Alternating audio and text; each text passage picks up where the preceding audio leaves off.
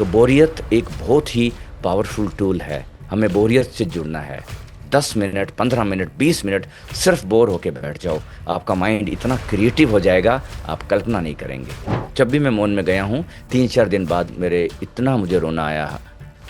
मैंने अपने परिवार के बारे में सोचा, माँ को धन्यवाद दिया, पिताजी को धन्यवाद दिया, जितने भी अच्छे बुरे अनुभव हुए जीवन के उन सबको धन्यवाद दिया कि शायद ये सब मेरी आध्यात्मिक यात्रा में सहयोगी थे। सबको माफ़ किया मैंने, और वो सब मौन में ही हुआ। मुझे जागरण की यात्रा में, आपके मोक्ष के अंदर हम सब लोगों ने अपना अपना रोल निभाया। किसी ने बुरा रोल, किसी ने अच्छा रोल, किसी ने लड़ाई वाला रोल, किसी ने ईर्ष्या वाला रोल। वो सब एक टेम्परेरी रोल था उनका, और उन सबको माफ़ करना है, क्योंकि वो सब हमें ऊपर की तरफ उठा रहे हैं, अपनी यात्रा को आगे ले जाने में मदद कर रहे हैं। करोड़पतियों की तो हालत इतनी ख़राब है, वो तो दंडित है बेचारे। उनको तो परमात्मा ने दंड दे दिया। ना तो टाइम है उनके पास बैठने का, ना परिवार से मिलने का, ना खाने पीने का, ना वो बाहर घूम सकते पब्लिकली रिलैक्स होके। वो तो बस लगे हैं उस दंड में। उनको तो दंड दिया गया है। इतना अमीर होना भी दंड है। आपका जो फेस है उसमें भी बहुत टेंशन रहती है ना। इसीलिए लोग बोलते हैं कि फेस मसाज करो, ये करो, रिलैक्स होने के लिए हम ये सब करते हैं। तो इस ध्यान के द्वारा आप अपने फेस को भी ठीक से रिलैक्स कर लेंगे। तब मुझे पता चला कि ये सही नहीं है जो हमारे समाज में फैलाया गया है बचपन से ही, कि खाली दिमाग शैतान का घर। नहीं, ये गलत कहावत है। ये शैतान ने बनाई है ये कहावत, ताकि लोग खाली ना बैठें। खाली दिमाग भगवान का घर है।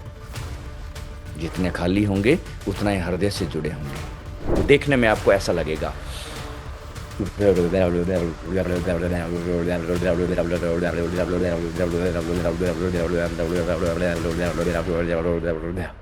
हर हर महादेव। मैत्री प्रमा जी, आपको बहुत बहुत पुनः एक बार स्वागत है अपने ही चैनल पर।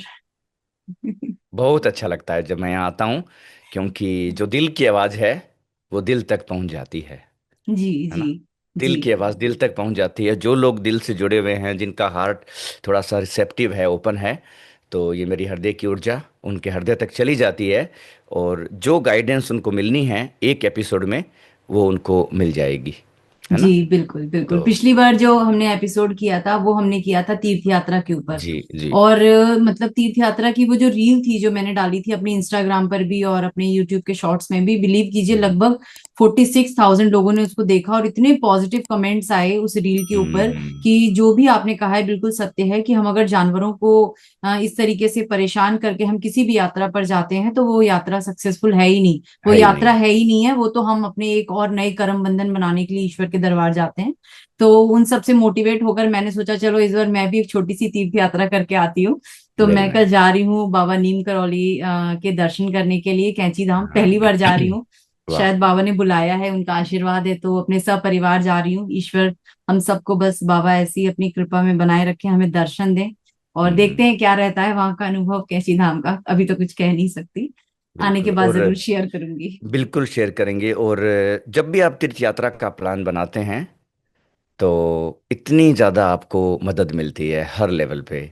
जब भी मैंने बचपन में कोई तीर्थ यात्रा के लिए अपना एक भाव आया कि मुझे केदारनाथ जाना है, और पैसे बिल्कुल भी नहीं है पास में, बस भाव आ गया मुझे केदारनाथ जाना है, और जैसे ही अंदर भाव आया मेरे, सारी चीज़ें मेरे पास अपने आप आनी चालू हो गई।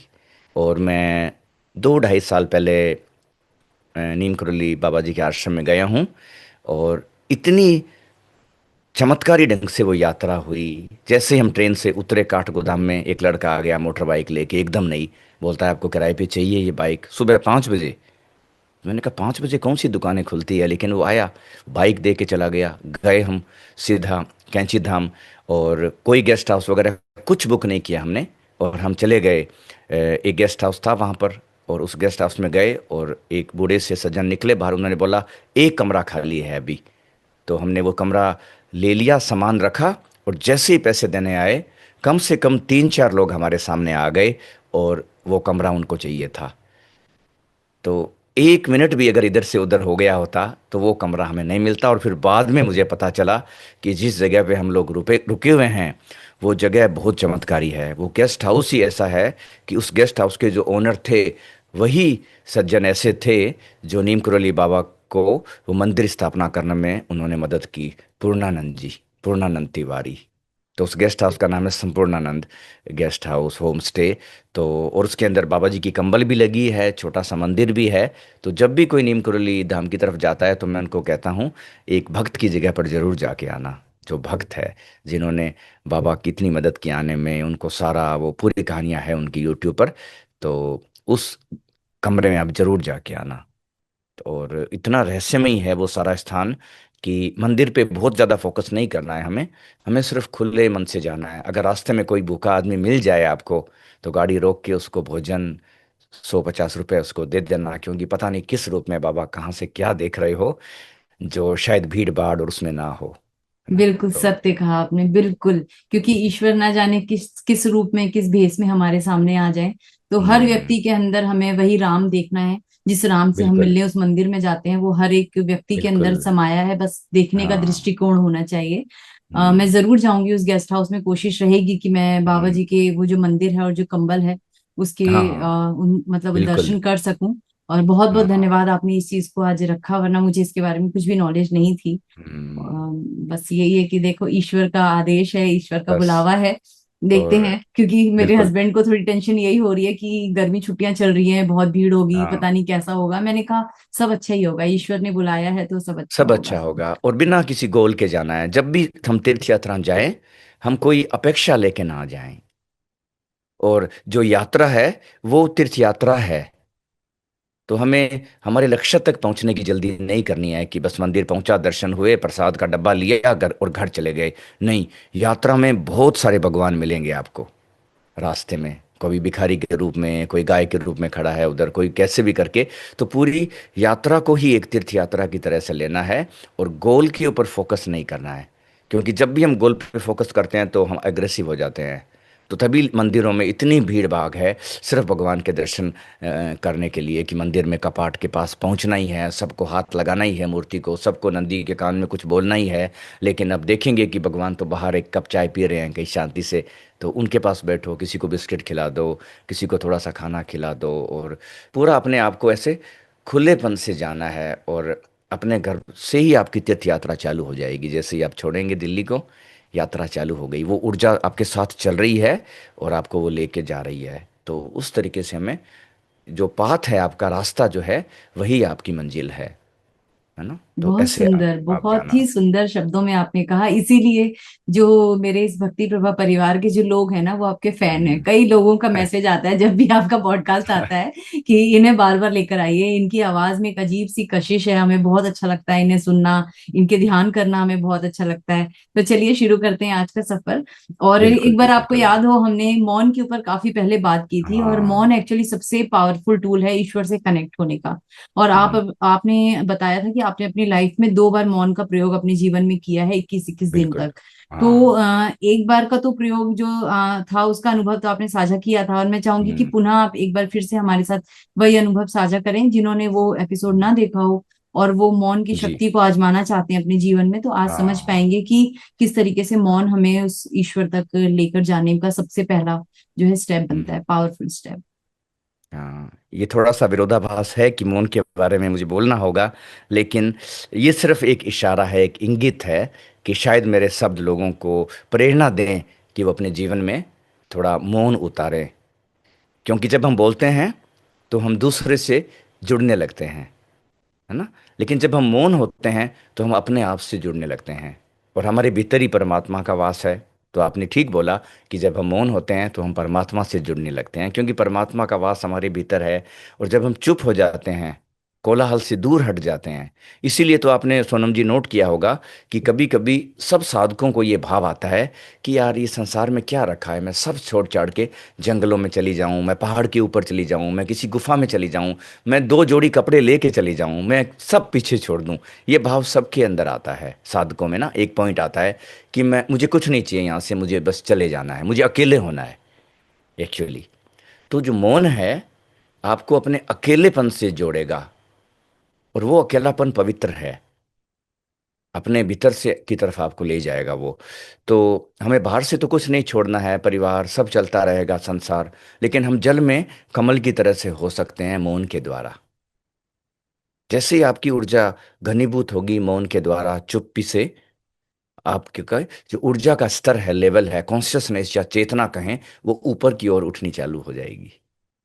तो इसीलिए मौन का इतना महत्व है। साधु सन्यासी, मेरे खुद गुरु, सब लोगों ने मौन के ऊपर बहुत प्रयोग किए हैं। और मेरे जीवन का जितना बड़ा रूपांतरण है, जिस जगह पर मैं आज हूँ, जिस जगह से मैं बोल पा रहा हूँ, लोगों को लगता है कि इनकी आवाज़ में कशिश है या गहराई है, या इनकी आवाज़ सुन के हम शांत हो जाते हैं। ऐसा बहुत बार मैंने सुना है अपने क्लास में। लोग बोलते हैं जैसे ही आप बोलते हो 2 मिनट बाद हम चुप हो जाते हैं, अंदर से हमारे शब्द खो जाते हैं। तो वो तभी संभव है जब किसी व्यक्ति के भीतर मौन प्रकट हो गया हो। जब शब्द आपके शून्य से आएंगे तो सामने वाले को भी वो शून्य की तरफ ले जाएंगे। और अगर आपके शब्द कोलाहल से आएंगे तो दूसरे वाले आदमी को भी कोलाहल में भर देंगे। इसीलिए कई बार हम कुछ लोगों के पास बैठ नहीं पाते हैं, ना ही उनकी हम आवाज़ सुन पाते हैं, ना हम उनकी बात सुन पाते हैं। चाहे वो हमें ज्ञान ही ज्ञान दे रहे हो, ज्ञान ही ज्ञान, ज्ञान ही ज्ञान, जब तक आपका ज्ञान ध्यान से जुड़ा हुआ नहीं है, वो अधूरा है, वो शोर है। और आज की दुनिया में शोर ही शोर है, ज्ञान भी शोर है, और सब तरफ शोर है। तो हमें ध्यान की तरफ लौटना है, मौन की तरफ लौटना है, ताकि हम शोर से शून्य की ओर चले जाएं। और 21 दिन का मौन मेरे जीवन में 2 बार हुआ है। और मेरी जो स्पिरिचुअल जर्नी है, जो यात्रा है, जो मेरे यात्रा की खिलावट है, वो मौन से ही प्रकट हुई है ना। तो 21 दिन 2 बार मैंने प्रयोग किया। और जो पहले वाला मौन था वो तो बहुत ही चमत्कारी था, क्योंकि वो तो ऐसा था जैसे अंधेरे से प्रकाश में आना। और दूसरा मौन था प्रकाश से और प्रकाश में आना, जो मुझे दिखाई नहीं दिया, है ना। अंधेरे से प्रकाश में जब आओगे तो आपको साफ साफ अंतर पता चलेगा। लेकिन जब आप प्रकाश से थोड़े और प्रकाश में आओगे तो आपको अंतर पता नहीं चलेगा। तो पहला जो मेरा मौन था वो ब्लैक एंड वाइट हुआ सब कुछ उसमें, 21 दिन। और 21 दिन का जो टाइम है वो बहुत महत्वपूर्ण टाइम है। 21 दिन की साधना होती है, 21 दिन। कोई भी प्रयोग आप अपने जीवन में 21 दिन के लिए करोगे, अनुशासन 21 दिन के लिए करोगे, वो एक सॉलिड स्ट्रक्चर क्रिएट करेगा आपके अंदर। इसीलिए 21 दिन का फास्टिंग, 21 दिन का मौन। तो ये 21 दिन का एक ऐसा चक्र है, उसमें आपकी ऊर्जा घनीभूत और संग्रहित होती है अंदर। तो जो पहला मौन था उसके अंदर इतना सिंपल था। अब मैं उसको अगर लोगों को बताता हूँ आज की तारीख में, 20 साल पहले जब मैं इसके बारे में बात करता था तो लोग बोलते थे वाह, हम भी करेंगे ये। लेकिन आज का जो मनुष्य है, आज का मनुष्य इतना ज़्यादा भरा हुआ है शोर से और बोर्डम से, बोरियत से। इतनी बोरियत में जी रहा है हमारा समाज। इसीलिए आप देखना, मैं रेस्टोरेंट में जाता हूँ इधर बाली में, 99% लोग फ़ोन पर स्क्रॉलिंग कर रहे हैं, लगातार लगातार लगातार लगातार, वो वहाँ है ही नहीं। कई बार तो मैं बोलता हूँ अरे इस पूरे रेस्टोरेंट में तो मैं अकेले ही बैठा हूँ आज, अकेला हूँ मैं, कोई भी नहीं है। कोई आई कांटेक्ट भी नहीं कर रहा है, कोई बात भी नहीं कर रहा है। बच्चे बूढ़े सब उसी में लगे हैं, कोई किसी से जुड़ने को तैयार नहीं है। और सब जैसे कि अपने आप से दूर भागने का उन्होंने एक सस्ता उपकरण खोज लिया है, कि अपने आप से दूर चले जाओ, हम अपने साथ होना ही नहीं चाहते हैं। तो बोरियत एक बहुत ही पावरफुल टूल है, हमें बोरियत से जुड़ना है। एक बार तो मैं विधि देता हूँ लोगों को, बोरियत की हंसते हैं वो क्योंकि उनको हंसी आती है। मैं उनको बोलता हूँ 10 मिनट बैठो बोर्डम के अंदर, अगर सच्ची खुशी खोजनी है आपको तो। 10 मिनट, 15 मिनट, 20 मिनट सिर्फ बोर होके बैठ जाओ, आपका माइंड इतना क्रिएटिव हो जाएगा, आप कल्पना नहीं करेंगे। मैं जब भी 15-20 मिनट बोर होके बैठता हूँ, मेरे अंदर ऐसे आइडिया आते हैं क्रिएटिव, जो कभी भी मुझे दूसरों की रीलें देख के, दूसरों के वीडियो देख के, उनका ज्ञान सुन सुन के डल हो जाता हूँ मैं। जब मैं अकेला बैठता हूँ सन्नाटे में, मौन में, और बोरियत को स्वीकार कर लेता हूँ। जब मैं खुद के साथ ही 2 मिनट नहीं बैठ सकता तो दूसरा मेरे साथ क्यों बैठेगा, है ना। जब मैं खुद ही अपने आप को प्रेम नहीं कर सकता हूं तो दूसरा मेरी तरफ प्रेम से क्यों देखेगा। क्योंकि जो आप हो वही आप अपनी तरफ आकर्षित करोगे। बहुत ही सिंपल है ये। और जितनी पॉजिटिव ऊर्जा होगी उतने ही आपके जीवन में चमत्कार होंगे। और आपका जो हार्ट सेंटर है, हृदय है, उसमें इतनी शक्ति है, वो नेगेटिव को पॉजिटिव में कन्वर्ट कर सकता है। तभी तो हम जब टूटे फूटे होते हैं, दुखी होते हैं, तो हम उसी आदमी के पास जाना चाहेंगे जो हमें ज्ञान नहीं देगा, थोड़ा सा स्वीकार भाव देगा। वो हमें उपदेश नहीं देगा कि नहीं सब ठीक हो जाएगा, ये तो अच्छा ही हुआ तुम्हारे लिए। उस व्यक्ति के पास हम नहीं जाएंगे। जब हृदय पे चोट लगी होगी, हम उसी के पास जाएंगे जो हमें स्वीकार करे हम जैसे हैं, जिसका हार्ट थोड़ा सा खुला हो, जो हमें जज नहीं करे और बोले ठीक है जो हुआ और सब ठीक हो जाएगा। उसकी आवाज़ में इतना प्रेम होगा, वो बोलेगा सब ठीक हो जाएगा प्रेम से, और वो आपके बादल छंट जाएंगे। तो ये आपके हार्ट सेंटर की पावर है, और हार्ट सेंटर मौन में खुलता है। जब भी आप मौन होंगे, जब भी मैं मौन में गया हूँ, 3 4 दिन बाद मेरे इतना मुझे रोना आया। मैंने अपने परिवार के बारे में सोचा, माँ को धन्यवाद दिया, पिताजी को धन्यवाद दिया, जितने भी अच्छे बुरे अनुभव हुए जीवन के उन सबको धन्यवाद दिया, कि शायद ये सब मेरी आध्यात्मिक यात्रा में सहयोगी थे। सबको माफ़ किया मैंने, और वो सब मौन में ही हुआ मुझे। जब 21 दिन का मौन किया, 1 हफ्ते बाद तो मैंने हाथ जोड़ दिए सबको, जिनको मैं घृणा करता था, जिनके प्रति मैं गुस्से में था। मेरे को एक बड़ी पिक्चर समझ आने लगी। ऐसे ऐसे दिखा मुझे ऊपर बड़ी पिक्चर। और फिर मुझे पता चला कि अंत में जब अगर मेरी मृत्यु होगी तो पर्दा उठेगा, उस पर्दे में सारे लोग खड़े होंगे, ताली बजाएंगे, बोलेंगे देखो आपकी जागरण की यात्रा में, आपके मोक्ष के अंदर हम सब लोगों ने अपना अपना रोल निभाया। किसी ने बुरा रोल, किसी ने अच्छा रोल, किसी ने लड़ाई वाला रोल, किसी ने ईर्ष्या वाला रोल। वो सब एक टेम्परेरी रोल था उनका, और उन सबको माफ़ करना है, क्योंकि वो सब हमें ऊपर की तरफ उठा रहे हैं, अपनी यात्रा को आगे ले जाने में मदद कर रहे हैं। तो मौन में इतनी शक्ति है कि वो बिना कुछ किए ही आपको सरल और पवित्रतम तरीके से अपने आप से जोड़ देगी। तो जी, कितने सुंदर हम्म, तरीके से आपने मौन को एक्सप्लेन कर दिया कि एक्चुअली हम्म, मौन में वो पावर है, और 21 दिन का जो समय होता है वो जी, जीवन परिवर्तन हो सकता है, 21 दिन का हो जो सकता नंबर है। है। और ये चीज मुझे बहुत बाद में समझ में आई। एक्चुअली मेरा तो जो बर्थ डेट है वो भी 21 है, वाह, 21 मई। तो वाह, मुझे लगा कि 21 नंबर अगर मुझसे जुड़ा है, मैंने उस दिन जन्म लिया, तो ये कोई खास हम्म, दिन है। फिर मुझे बाद में इस चीज का रियलाइजेशन हुआ कि 21 गुरु का नंबर जो होता है वो 3 होता है, और टू वाह, प्लस वन 3 बनता है। मुझे किसी ने समझाया तब कि ये बहुत लकी नंबर है वो। हम्म, तो मैंने ईश्वर का हम्म, आभार किया कि तुमने मुझे कितने बिल्कुल, विशेष दिन जन्म दिया। तो ये भी मेरे माता हाँ, पिता का भी धन्यवाद, उस ईश्वर का भी धन्यवाद कि 21 का इतना हम्म, अहम रोल है हमारे जीवन में। अभी आपने बताया कि हम सब जो हैं इस दुनिया में, ज्ञान की कोई कमी नहीं है, हर और ज्ञान बढ़ हम्म, रहा है। लेकिन लोग ज्ञान तो सुन लेते हैं लेकिन ध्यान नहीं हम्म, करना चाहते। और आपने अलग अलग टेक्निक्स निकाली हैं ध्यान करने की। तो जी, ज्ञान आज अब हमें ज्ञान से ध्यान की ओर लेकर चलें। बिल्कुल ज्ञान से ध्यान की ओर, है ना? क्योंकि ज्ञान तो अब इतना बढ़ चुका है, और टेक्नोलॉजी तो इतनी, अभी एआई जब से आया है, आप 2 लाइन लिखो उसको कि मुझे चक्रा के बारे में बताओ, वो सब कुछ इतनी बड़ी किताब लिख के दे देगा आपको। आप पढ़ते रहो आप, और आपको एक भ्रम होगा कि मैंने जान लिया। तो हमें बहुत सरल करना है, सब चीज़ों को मिनिमाइज करना है, कम करना है। मैं तो लोग मुझे बोलते हैं कई बार कि हमें आपसे बहुत कुछ सीखना है। अंग्रेजी में बोलते हैं वो, we came here to learn from you. तो मैं उनको बोलता हूँ, I am here for you that you can unlearn. है वाह, ना? ये तो बिल्कुल नई डेफिनेशन आपने प्रस्तुत की। हाँ, कि मेरा मेरा जो एक्सप्रेशन है, मैं आपको चाहता हूँ कि आपने जो भी सीखा है उसको भूल जाएं, ताकि आप उस शून्य की तरफ लौटें। और 2 दिन पहले ही मैंने एक लाइनें लिखी थी, दो अपने आप अंदर से उतरा कुछ ऐसा, कि जो चिता और चिंता में सिर्फ एक बिंदु का फर्क है। चिता और चिंता में एक शून्य का फर्क है। और जो जीते जी इस शून्य को जान लेता है, वो चिता और चिंता दोनों से हमेशा के लिए मुक्त हो जाता है। वाह, बहुत सुंदर, बहुत बहुत गहरी बात। है ना? केवल एक एक एक एक बिंदु से बिंदु। कितना डिफरेंस आ गया ना दोनों शब्दों में। तो अद्भुत। है ना, तो उस शून्य को हमें जब जिस दिन हम जान लेंगे, हमारी चिंता मिट जाएगी। है ना? और कभी वो भजन याद आता है कबीर जी का, बार बार मुझे, और कई बार मुझे लगता है कि वाह क्या लाइनें लिखी है कबीर जी ने, वो बोली है, चाह गई चिंता मिटी, मनवा बेपरवाह, जिसको कछु ना चाहिए वो ही शहंशाह। अरे वाह है ना? वाह, बहुत तो सुंदर, बहुत कबीर जी सुंदर। का यह, जिसको कछु ना चाहिए वही शहंशाह, इसका मतलब है कि जो शून्य हो गया है भीतर, भीतर से जो शून्य हो गया है, जिसके मैं का भाव चला गया। जब तक मैं है तब तक हमें कुछ न कुछ चाहिए।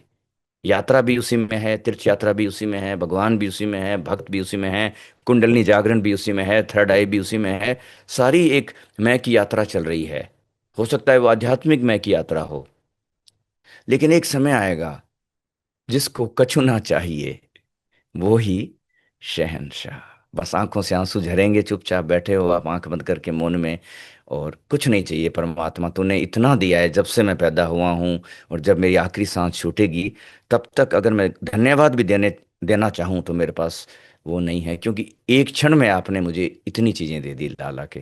कितने फूल खिलते हैं प्रकृति में, मगर हम नहीं देख पाते हैं उनको। कितनी तरह की सुगंधें प्रकृति में अवेलेबल है, पर हम तो नहीं देख पाते हैं। हम भाग रहे हैं पूरी तरफ, कुछ कुछ खोज रहे हैं। कई बार मैं लोगों को बोलता हूँ जो मेडिटेशन करने आते हैं, बोलते हैं हमें कुछ ऐसा चाहिए कि जीवन बदल जाए। तो ऑफ कोर्स मैं उनको ध्यान वगैरह तो सिखाता हूँ, लेकिन मैं उनको बोलता हूँ आप प्रकृति से प्रेम करो। रोजाना 10-15 मिनट फूल को देखो फोन की बजाय, उसके पास बैठो 10 मिनट। हमारी स्कूल में बच्चों को सिखाना चाहिए कि आप नेचर से जुड़े रहें। सीखना जरूरी है, समाज में काम करना है, पैसे कमाने हैं, फैमिली सेटल करना है, वो सब ठीक है, लेकिन प्रकृति का सम्मान करना है, प्रकृति से जुड़ना है। अभी मैंने 2-4 दिन पहले एक फूल देखा, मैं बैठ गया उसके पास, देखता रहा देखता रहा देखता रहा। 2 मिनट 3 मिनट में वहां से कुछ ऐसी तरंगें निकलनी चालू हुई फूल से। क्योंकि बैठता कौन है किस फूल के पास, ज्यादा से ज्यादा उसकी पिक्चर निकालेंगे हम और पोस्ट कर देंगे। जब पिक्चर हमने निकाली, हमने उसको देखा ही नहीं, हम उससे जुड़े ही नहीं। इमेजिन करो मैं बैठा हूँ चुपचाप, और कोई मुझसे मिलने आ रहा है और मैं बाहें फैला रहा हूँ उससे मिलने के लिए, और वो सिर्फ मेरी फोटो खींच के चला जाए। कितना दुख होगा मुझे कि अरे मैं तो मिलना चाह रहा था आपसे, मैं गले मिलना चाह रहा था, मैं बात करना चाह रहा था। यही होता है प्रकृति का, जब हम प्रकृति को के साथ 2 मिनट ठहरते नहीं हैं। तो प्रकृति के साथ ठहरना सीखें, प्रकृति को सुनना सीखें।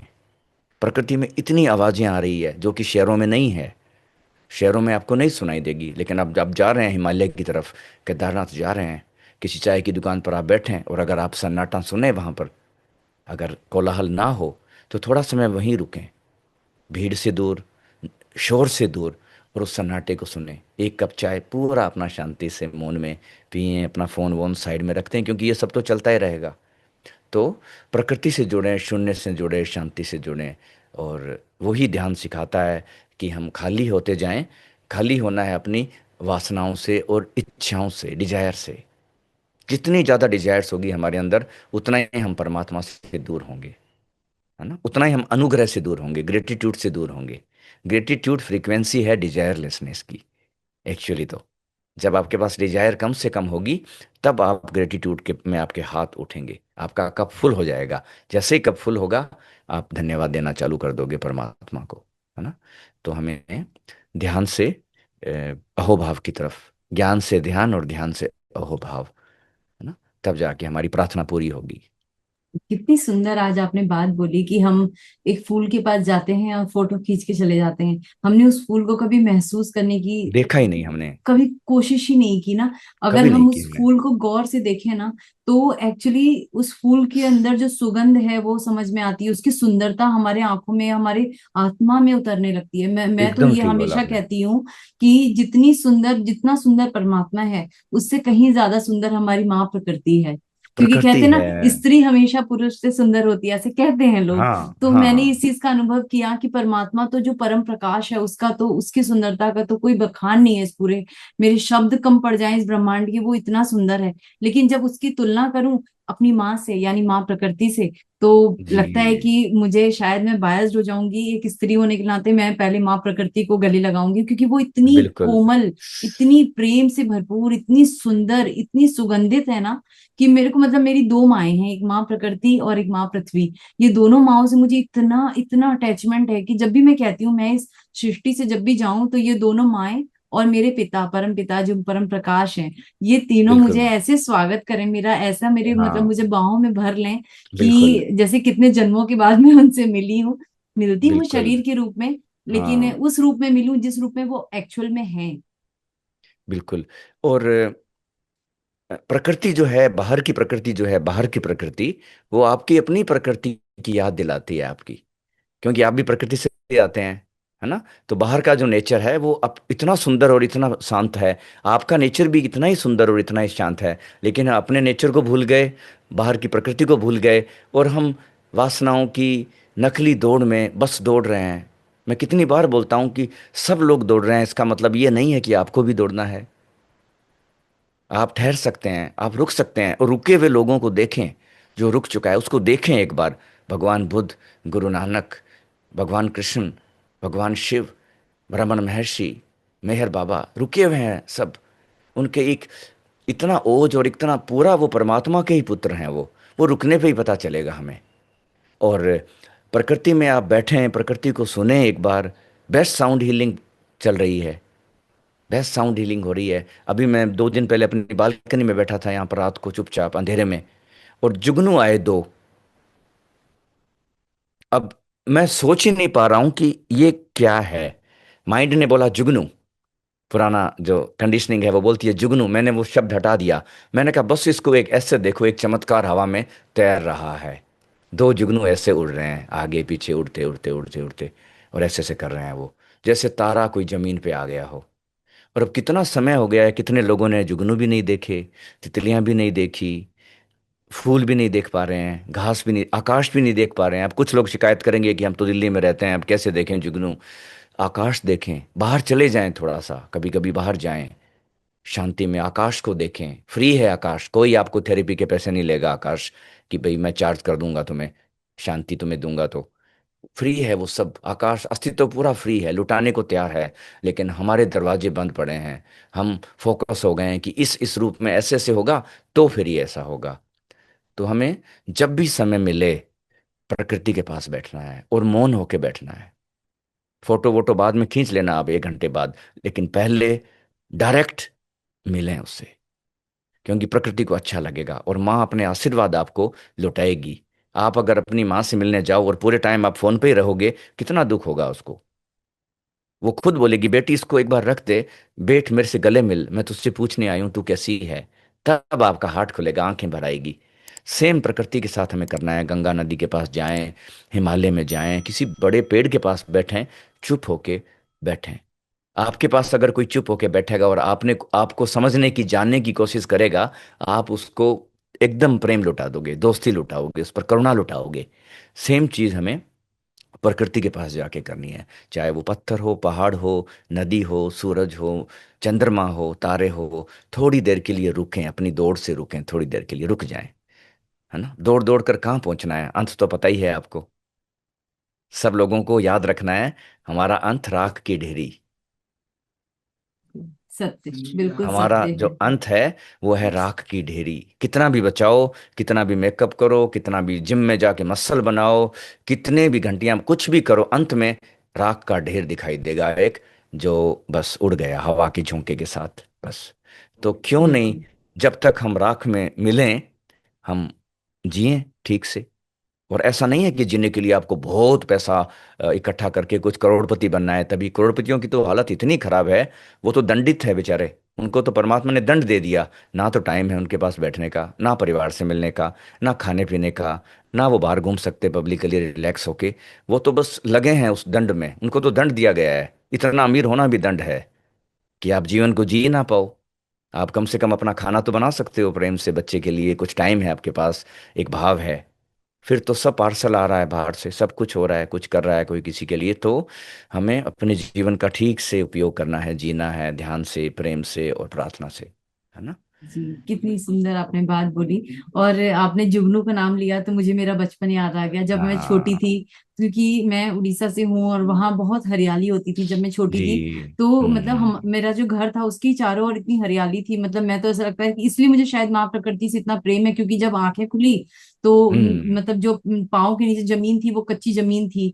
तो माँ हम्म। पृथ्वी को महसूस किया बहुत करीब से। जी। फिर आसपास पेड़ पौधे थे तो वो सुगंध, वो गंध और वो पक्षियों की आवाज, वो खुशबू इतनी ज्यादा एक आत्मा के अंदर चली गई कि वो दोनों माओ से बड़ा प्यार हो गया। और मुझे याद है आज बिल्कुल। भी, जब हम छोटे थे, गर्मियों के समय में स्कूल की छुट्टियां होती थी, रात को जुगनू उड़ते थे तो उन्हें इस तरीके से हाथ में आहा। बंद करने की कोशिश करते थे और ऐसे यस। झांक कर देखते थे आंखों की, हमारे हाथों के अंदर देखो वो चमक रहा है।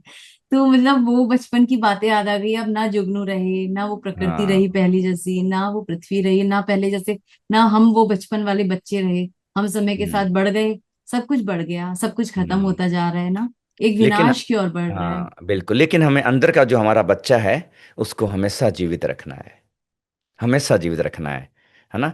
मैंने इंस्टाग्राम पे रील बनाई थी कि जब मैं कुछ लोगों को देखता हूँ, उनकी आंखें देखता हूँ, तो मुझे ये देखकर विश्वास नहीं होता कि ये आदमी कभी छोटा बच्चा भी रहा होगा। है ना। आप देखो लो आसपास की, आंखें निर्जीव हो गई है, सब कुछ निर्जीव हो गया है। डर लगता है लोगों को देखते हुए कि कहीं कुछ ये बोल ना दे, कोई झगड़ा ना कर ले, कोई किसी को गुस्सा ना आ जाए। आंखों में वो निर्मलता ही चली गई बच्चों वाली। और हम जिस दिन हमारा बच्चा अंदर से विदा हो गया, वो हम जीते जी मृत होते जा रहे हैं। तो हमें बच्चों के साथ समय बिताना है, प्रकृति के साथ समय बिताना है, मौन के साथ समय बिताना है। जब मौन में आप रहेंगे, आपका अहंकार पिघलेगा, आपका हृदय खुलेगा, आपकी आंखों में बच्चों जैसी क्वालिटी आएगी। इसलिए आप साधु, अच्छे जो साधु संत हैं असली वाले, जो मौन में रहते हैं, उनकी आंखें देखना ऐसा लगेगा बच्चा है। और सबसे बड़ा आध्यात्म का लक्षण है, आपको उस व्यक्ति के पास डर नहीं लगेगा, आप उससे डरोगे जी, नहीं। नहीं बहुत तो सही। आजकल के तो साधु संत जो भी है, देखते ही डर लगता है कि ये चिल्लाएगा, ये लड़ेगा, ये झगड़ेगा, ये कुछ पैसे मांग लेगा, कुछ भी करेगा। असली संत जो होगा ना, वो निर्मल होगा, बच्चे जैसा। आपको उससे डर नहीं लगेगा, आपको उसके प्रति करुणा आएगी, प्रेम आएगा। नेचुरली आपके अंदर भाव आएगा कि इसकी मैं सेवा कर दूं, इसके लिए कुछ दूध चावल कुछ ले आऊं, क्योंकि वो सरल हो गया है। तो ये सच्चे संत की निशानी है, आप भय मुक्त हो जाओगे उसके आसपास। और यही मंदिर, अगर कोई सच्चा मंदिर है, कोई सच्ची जगह है, आप भय मुक्त होके अंदर जाओगे, भयभीत होके नहीं जाओगे कि कोई पकड़ लेगा, कोई रूल बने पड़े हैं 20-25, आप ऐसे खुलने लगोगे। क्योंकि ये सब बनाए गए थे कि आदमी खुले, उसका हृदय खुले। लेकिन अब सब उल्टा हो चुका है, खुले हृदय से जा रहे हैं लोग, उस तरह के सिस्टम में जाके उनका हृदय एकदम बंद होता जा रहा है। तो सच्चा मंदिर वही है जहाँ हृदय खुले, जहाँ गाने का मन करे, जहाँ नाचने का मन करे। उसकी तरंगों से आपका ऐसे लगे कि मैं यहाँ थोड़ा सा नाच लूँ, मैं अपने आप में जुड़ जाऊँ अपने आप से, है ना, थोड़ा बच्चा बन जाऊँ, थोड़ी मैं खेल लूँ यहाँ पर। एकदम वो आ जाए जैसे अपने घर आए हो आप, है ना, जैसे अपने घर आए हो। तो हमारे बचपन से हृदय से हमें जुड़े रहना है। इसीलिए जब मैं ध्यान कराता हूँ आजकल, कुछ ऐसी विधियाँ जो मैंने सीखी है अपने आश्रम में बचपन में, तो वो मैं उनको लोगों को कराता हूँ। उससे वो उनका बचपन थोड़ी देर के लिए वापस लौट आता है। तो आज शायद मैं एक विधि आपको करवा ही दूँ। जी, जो बिल्कुल। उसको मैं बोलता हूँ, उस विधि को मैं बोलता हूँ इनर चाइल्ड मेडिटेशन। छोटे बच्चे का ध्यान आपको अपने बचपन से जोड़ देगा वो। तो पहले मैं आपको समझाऊंगा वो ध्यान। और मोस्टली लोग छोड़ सोचते हैं कि अगर बच्चे हो गए तो बड़ा अजीब है, बच्चे जैसी ऊर्जा होना तो अच्छा। जो अहंकार है जिनका बहुत ज़्यादा, वो इस विधि को नहीं कर पाएंगे। ये भी है उसमें, जो बहुत ही ज़्यादा अहंकार है और बहुत ही ज़्यादा अंदर से कठोर है, वो इस ध्यान को नहीं कर पाएंगे। क्योंकि ये ध्यान है अपने आप को खाली करने का ध्यान। एम्प्टी कैसे करना है, आपका जो पूरे दिन दिमाग चल रहा है, विचार विचार विचार विचार, उसको खाली करने का ध्यान है ये। और ये विधि मैंने अपने आश्रम के दिनों में, ओशो आश्रम में सीखी, उस वक्त जब मैं था वहाँ पर 7 साल। तो इस विधि में हम क्या करते हैं, हम आंख बंद करके बाद में, और आपको पहले सिखाऊंगा, फिर हम थोड़ा सा प्रयोग करेंगे बिना माइक्रोफोन के, क्योंकि उसकी आवाज़ ऐसे होगी, मैं दूर बोलूँगा जाके। और उसमें क्या करते हैं, हम आंख बंद करके जो भी हमारे भीतर चल रहा होता है, उसको हम बिना किसी भाषा के अभिव्यक्त करना है उसको। इतना कारगर ध्यान है, देखने में तो स्टूपिड लगता है शुरू शुरू में जब मैं दिखाता हूँ लोगों को करके, उनको लगता है हे भगवान ये कौन सा ध्यान है ना। हमने सोचा था ध्यान का मतलब तो ऐसे बैठना है, आंख बंद करनी है, शांत हो जाना है। लेकिन ये तो शोर वाला ध्यान है। पहले हम शोर को बाहर निकालेंगे, तो फिर अंदर जो बचेगी वो शांति है। तो बहुत ही बढ़िया ध्यान है। आपका जो फेस है उसमें भी बहुत टेंशन रहती है ना। इसीलिए लोग बोलते हैं कि फेस मसाज करो, ये करो, रिलैक्स होने के लिए हम ये सब करते हैं। तो इस ध्यान के द्वारा आप अपने फेस को भी ठीक से रिलैक्स कर लेंगे। और जब आप रुकेंगे, आपको पहली बार कुछ लोगों को तो शून्य का अनुभव होगा, अगर आपने कर लिया 2-3 मिनट। अभी स्क्रीन पे तो हम थोड़ा ही करेंगे क्योंकि टाइम ना बीते लंबा। लेकिन मेरा अनुरोध है, जो भी आज ये ध्यान सीखे हमसे, उसको कम से कम 5 मिनट के लिए करें, तब आपको पता लगेगा इफेक्ट उसका। जैसे ही आप रुकेंगे ये करने के बाद और बैठेंगे, आपको एक भी विचार नहीं चल रहा होगा कुछ समय के लिए, खाली, कंप्लीटली खाली हो गए। और जब वापस आपका दिमाग चलेगा, तो आप ज़्यादा फोकस हो चुके होंगे, ज़्यादा सेंटर्ड हो चुके होंगे, और आप अच्छा डिसीजन कर पाएंगे। क्योंकि जो भरा हुआ दिमाग है वो कंफ्यूज है। तभी तो लोग बोलते हैं कि I am lost. Over thinking के कारण आदमी लॉस्ट हो जाता है, इतने विचार खींच रहे हैं, कोलाहल अंदर। और जब इनर नॉइस कम होगी, तो इनर वॉइस सुनाई देगी आपको। बस। तो ये ध्यान है इनर चाइल्ड का। इसका ध्यान का नाम है जिब्रिश मेडिटेशन। बहुत ही इंपॉर्टेंट ध्यान आज मैं इंट्रोडक्शन करवाने वाला हूँ आपको, और बच्चे इस ध्यान को बहुत इंजॉय करते हैं। छोटे छोटे बच्चे जो हैं थोड़ा सा समझ पाते हैं, वो हंसने लगते हैं इसको देख करता हूँ तो मैं, खूब हंसते हैं वो, और हम सब हंसने लगते हैं आपस में, क्योंकि हमारा बच्चा अंदर से वापस जाग उठता है। एक समय था हमारे पास कोई भाषा नहीं थी, जब हम पैदा हुए कोई भाषा नहीं थी, सब एक थे। जर्मन बच्चा उठाओ, इटालियन बच्चा उठाओ, इंडियन बच्चा उठाओ, पंजाबी बच्चा, कहीं से भी कुछ भी उठा दो आप, बचपन, सबके अंदर एक चीज कॉमन मिलेगी, साइलेंस। और जैसे हम बड़े होते गए हम अलग होते गए, टूटते गए, अपनी अपनी भाषाओं में खो गए हम, और उस मौन को भी हमने खो दिया। तो क्यों ना आज थोड़ी देर के लिए हम भाषा को खो दें और मौन से जुड़ जाएं। तो मैं आपको दिखाऊंगा पहले, फिर आप अपने ढंग से करना, ताकि आपकी आवाज़ बहुत लाउड ना जाए बाहर दर्शकों को। और तो इस ध्यान में हम क्या करते हैं, आंख बंद करते हैं, मैं अभी करके दिखाऊंगा आपको, फिर दर्शक चाहें तो वो 5 मिनट के लिए कर सकते हैं, लेकिन थोड़ी देर के लिए हम दोनों भी करेंगे आज, है ना। तो इस ध्यान में क्या करना है, आपको आंख बंद करके जो भी अंदर चल रहा हो बिना उसको सोचे हुए आपको अभिव्यक्त करना है, बिना भाषा के। तो देखने में आपको ऐसा लगेगा,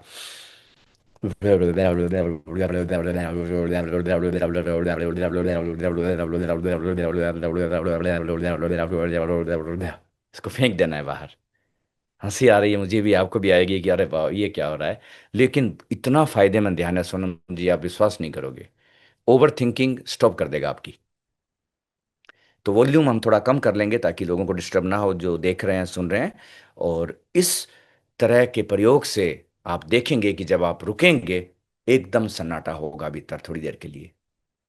तो एक तो मैं ये ध्यान प्रयोग सबको देना चाहूंगा, और उसके बाद मैं आपको एक हमिंग का प्रयोग, नाद का ध्यान करवाऊंगा। इतने में तो ऑलरेडी लोगों को कुछ मिल जाएगा जो फिर वो डेली लाइफ में अपना प्रयोग कर सकते हैं।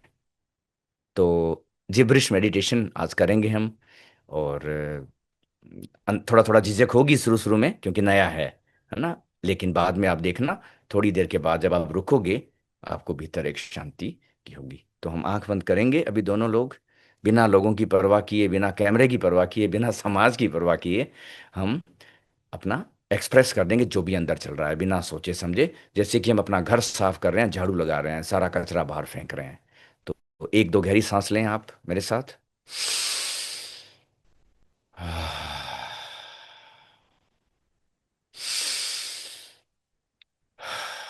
वॉल्यूम हम अपना कम रखेंगे आवाज, लेकिन हम एक्सप्रेस करेंगे अभी। तो चलिए चालू करते हैं।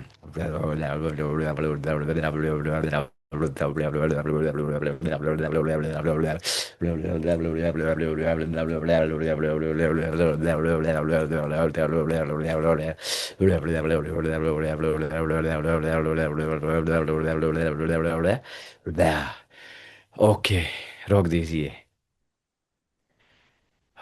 एक्सेल।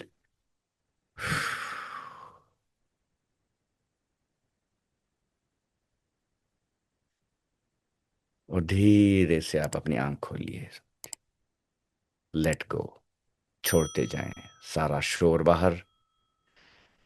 आवाज चालू करिए, है ना। हाँ, सॉरी सॉरी, मेरा ठीक ऑडियो किया, हाँ म्यूट था। ठीक किया, हाँ ये जी। ठीक किया आपने। Good good good.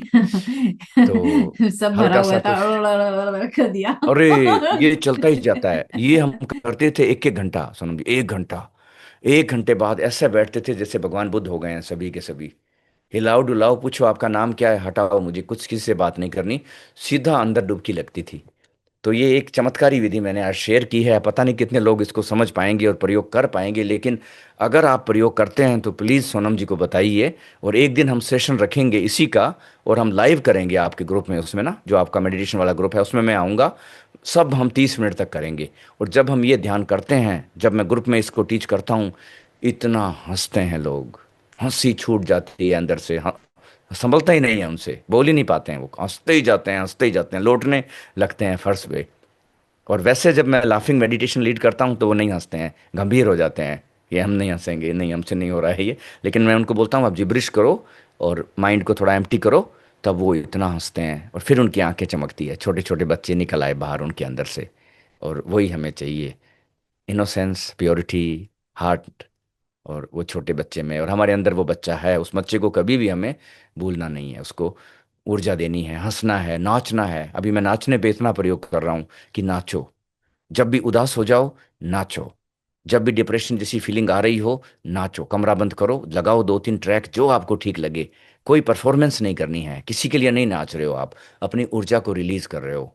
तो 10-12 मिनट अगर आप डेली नाचते हैं, स्ट्रेस आपकी विदा होती जाएगी, डिप्रेशन चला जाएगा, जितनी नेगेटिविटी है वो सब धीरे धीरे कम होती जाएगी।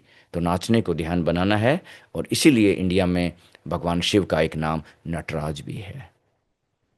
नटराज जी पूजा होती है जी नाच की ना। तो उसको भी हमें अपने जीवन में आमंत्रित करना है। तो ये तो हुआ जिब्रिश ध्यान एक, इससे आपकी मन की सफाई होगी, सारा कचरा निकल जाएगा। 10-15-20 मिनट आप करके देखना अगली बार, एकदम आपको लगेगा कुछ हल्का हो गया, कुछ चला गया। अननेसेसरी ये ऊर्जा मैं दूसरे लोगों पे डाल रहा था, इधर उधर समझाने में, इसको एक बारी निकाल दो। फिर आप प्रेम की ऊर्जा दे दोगे लोगों को, न कि दिमाग की का शोर, है ना। तो शोर मुक्ति का ये ध्यान है, जिब्रिश मेडिटेशन इसको बोलते हैं, जिब्रिश, मैंने है ना। पहली बार इसका नाम सुना और एक्सपीरियंस किया, बड़ा अच्छा लगा हमें, जैसे लग रहा था कि कुछ जैसे कुल्ला नहीं करता। बिल्कुल बिल्कुल। और एक बार ऐप चालू हो गए ये करना, आपका 10-15-20 मिनट पता ही नहीं चलेगा। आप रोकने का मन नहीं करेगा आपको, क्योंकि बोलना तो टेंशन है, आपको सब कुछ पता है। अब मैं बोल रहा हूँ तो अंदर अंदर एक केयरफुलनेस है मेरे अंदर, कि कोई गलत शब्द ना बोल दूं, कुछ मिस्टेक ना कर दूं, लोग मिसअंडरस्टैंड कर गए तो क्या होगा। एक एक एक प्रेशर बना हुआ है बोलने में, बोलना प्रेशर है। लेकिन जिब्रिश में मुझे कोई प्रेशर नहीं है, सारा प्रेशर रिलीज हो गया। ना मुझे कोई समझेगा, ना मुझे कोई मिसअंडरस्टूड करेगा, मैं अपना राजा खुद हूँ। तो आप अपने राजा बन जाएं, अपनी ऊर्जा को बाहर फेंक डालें बिना किसी भय के, और फिर खाली होके थोड़ी देर बैठ जाएं। फिर आपको खाली होके बैठने में सुविधा होगी, और उस खालीपन में नई नई चीज़ें उतरेगी। और आज एक और चीज़ बताना चाहूँगा मैं, जो कि एक बहुत ही बड़ी मिसअंडरस्टैंडिंग हमारे समाज में है, और जब मैं गहरे ध्यान में गया तब मुझे पता चला कि ये सही नहीं है जो हमारे समाज में फैलाया गया है बचपन से ही, कि खाली दिमाग शैतान का घर। नहीं, ये गलत कहावत है, ये शैतान ने बनाई है ये कहावत, ताकि लोग खाली ना बैठें। खाली दिमाग भगवान का घर है। जितने खाली होंगे उतना ही हृदय से जुड़े होंगे। तो जब आपका दिमाग खाली होगा तो हार्ट आपका फुल हो जाएगा, और भरे हुए हृदय में भगवान का वास होता है। शैतान ऊर्जा चाहती है कि आदमी खाली बैठे ही ना, कभी पूरे दिन कुछ ना कुछ करता रहे, करता रहे, करता रहे, और कुछ नहीं तो कुछ भी करे वो। तभी तो लड़ाई झगड़े ये सब उत्पात हो रहा है। अगर सारे लोग 2 दिन के लिए कुछ ना करें, दुनिया शांत हो जाएगी। खाली होके बस बैठ जाएं, भर दिए जाएंगे। खाली होंगे तो भर दिए जाएंगे, और भर दिए जाएंगे तो ग्रेटिट्यूड की ऊर्जा ऊपर उठने लगेगी। पर हमें नहीं सिखाया गया है कि खाली होके बैठना है। हमें लगता है खाली बैठना यानी शैतान का घर। ये बिल्कुल गलत है। ये आज मैं इसको पूरा कैंसिल करता हूँ, इस चीज़ को। खाली ही दिमाग में भगवान की ऊर्जा आएगी। खाली करें अपने अंदर आपको, सारे विचारों से मुक्ति, वासनाओं से मुक्ति, डिजायर से मुक्ति, तब जाके आपको अंदर से भरेपन का अनुभव होगा। तो दिमाग को खाली करना सीखे जिब्रिश मेडिटेशन के द्वारा। कितनी सुंदर आपने बात, कितनी गहरी बात बोल दी आपने, जो हम बचपन से एक कहावत सुन रहे थे कि खाली दिमाग शैतान का घर।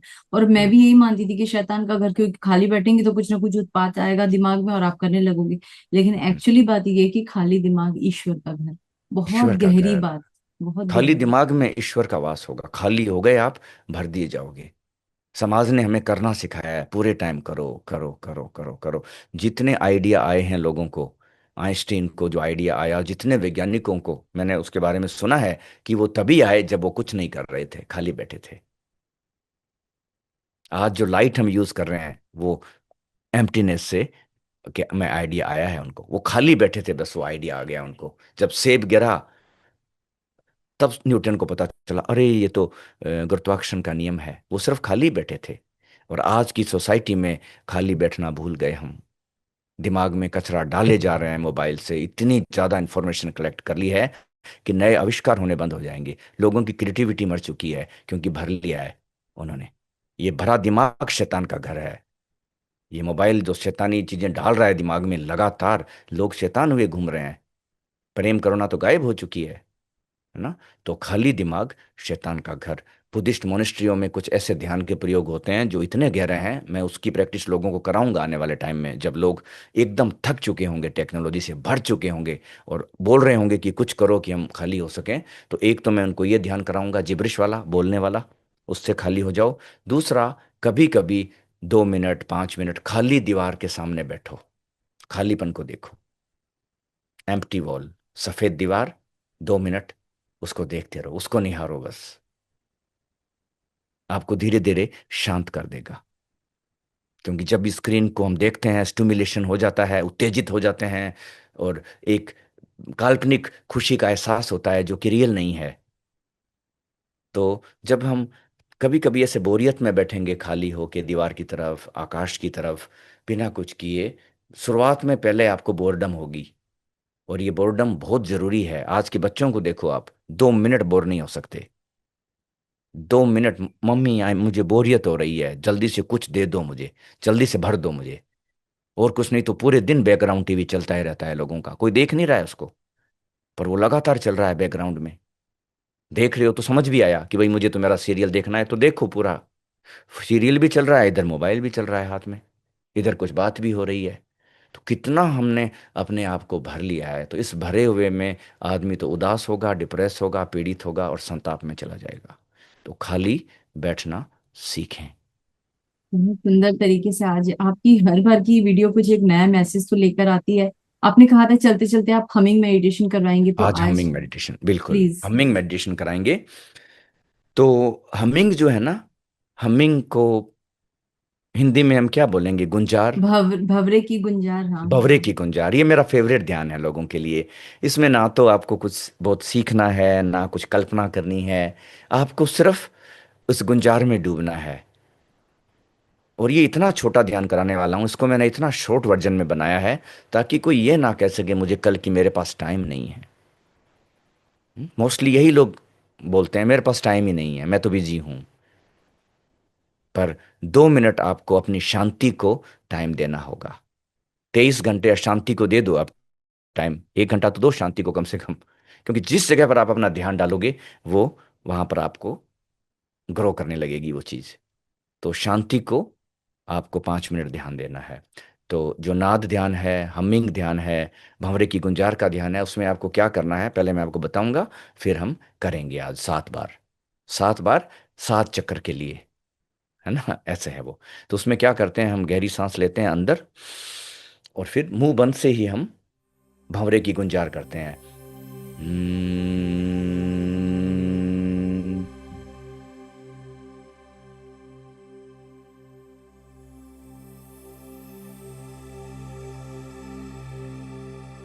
एक बार हो गया, सीधा एक लंबा। उसके बाद थोड़ी देर आपको 10-12 सेकंड साइलेंस में रहना है, गैप। तो चलिए हम आज 3 बार करेंगे ताकि लंबा समय ना खींचा जाए और लोग बोर भी ना हो। और फिर बाद में लोग 7 बार अपने आप घर पे कर लेंगे। हम 3 बार करेंगे, है ना, फिजिकल, मेंटल, इमोशनल, है ना। तो आंख बंद करिए धीरे से, आप सभी लोग अपनी धीरे से आंख बंद, पलकों को धीरे से बंद करें, जैसे कि थोड़ी देर के लिए आप सब जगह से डिस्कनेक्ट हो गए हो। और बिल्कुल बाहर कुछ नहीं देखना है आपको, जो हो रहा है उसको होने देना है। आवाज़ें जो चल रही है आसपास, सब को आपको पूर्णतया से स्वीकार कर लेना है। शोर है तो शोर भी ठीक है, ट्रैफिक की आवाज़ है तो वो भी ठीक है, दूर किसी के बोलने की आवाज़ आ रही है वो भी ठीक है। सर्व स्वीकार थोड़ी देर के लिए। और इस स्वीकार भाव के साथ हम 3 बार भंवरे की गुंजार करेंगे। तो अब आप अपनी सांस भीतर लें और पहली गुंजार करें, मैं भी कर रहा हूं।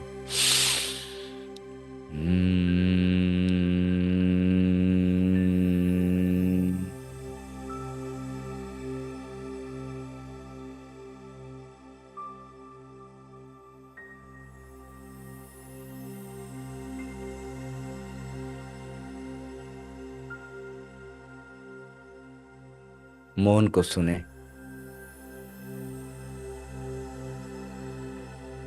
दूसरा गुंजार।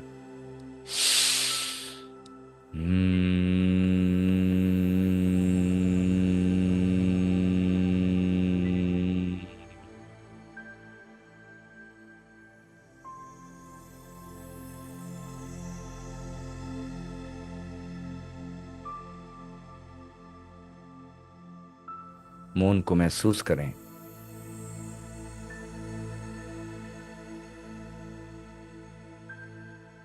तीसरा गुंजार।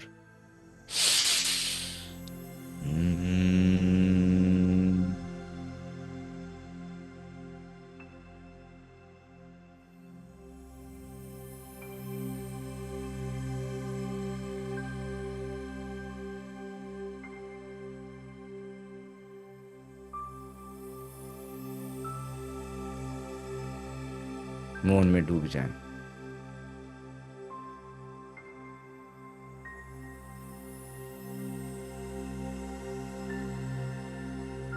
अब एक दो गहरी सांस लें आप,